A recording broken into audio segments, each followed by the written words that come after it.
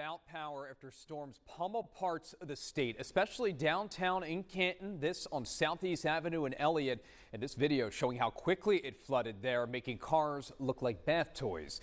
And it wasn't just the rain, but the heavy winds. Those gusts snapped trees with ease, hitting some cars, including this one in the city, and then also hitting homes as well, including this one in Glen Burnie.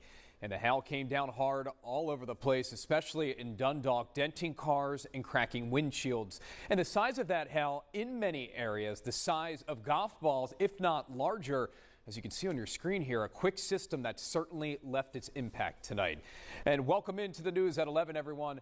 I'm Rick Ritter. We know of at least one confirmed tornado as part of all of this as well, while BGE crews are spread out all across the state tonight. I mean, at the height of this storm, well over 35,000 customers were in the dark. Now, BGE at this hour reporting they had that down to just over 23,000 customers, nearly 10,000 of them in Anne Arundel County alone, another 8,000 plus combined across Baltimore City and the county. And we have live team coverage tonight as we track the cleanup after those storms.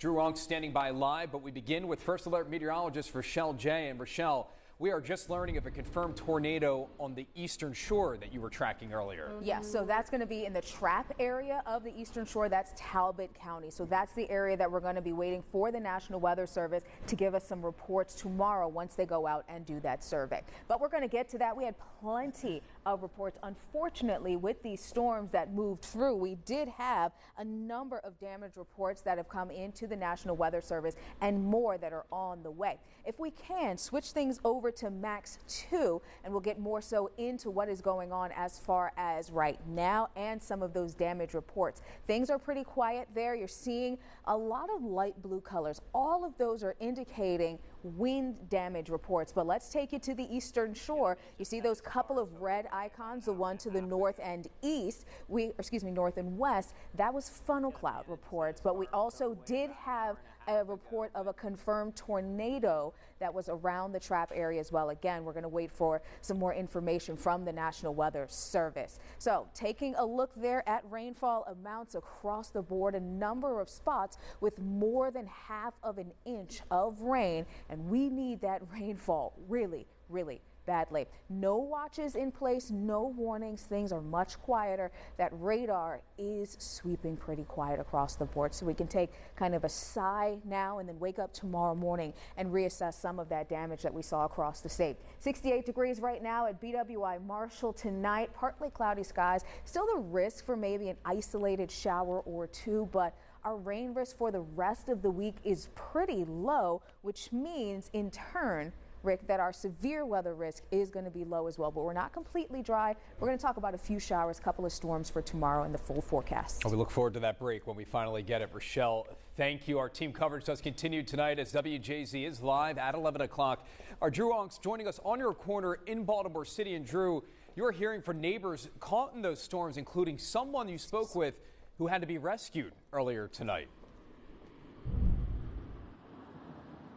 Yeah, he had to rescue himself. His car stalled out. He told us he was driving through this road right here, and the water just kept getting deeper and deeper until eventually the car stalled out. He had to jump out of his sunroof to get to safety. We also saw a number of neighbors with these cars, the man that owns this vehicle, cleaning out their vehicles full of water, wringing out rags full of water. That's how deep this water was. We're told it got up to the windows of the cars. Severe weather swept through the area, splitting trees and flooding some neighborhoods. I heard like a big crack when it was raining. I looked up and I said, oh my God, trees start coming down. Citizen video captured the moments heavy rain flooded Orville Avenue in East Baltimore. Chris Cummings was driving through the area when water started to rise and his car stalled. I literally had to jump through my sunroof and sit on top of the car and just stood there for a second to gather myself. Then I actually got out and tried to push my car through it. Got about halfway, didn't work, got back in, and then finally I just was rescued by like a postal worker who was like, come on, baby, just get in the car. He made it out safe, but says the water was above his waist. Neighbors in the area shared this video that shows water rushing through their yards. I'm just happy like I didn't drown in my car or that I actually hit a sunroof to open up to get out, because if not, it could have been a lot worse.